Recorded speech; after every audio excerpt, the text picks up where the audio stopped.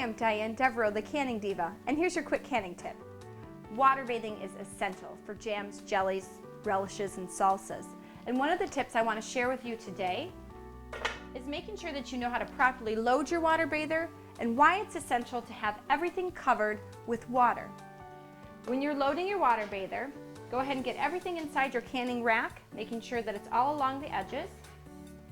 The goal is to use the 212 degrees water temperature to cover everything. That water is what's keeping your food safe. That is what is preserving so that we can keep everything long term on the shelf. Rule of thumb, if your recipe says to water bath for 15 minutes or less, you can cover your jars with about 1 inch of water. In the event you have to process it for a longer length of time, rule of thumb is to have it covered with 2 inches of water.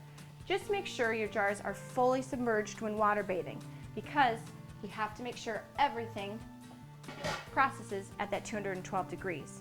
To ensure it is at 212 degrees, your water must be at a full rolling boil before you set your timer.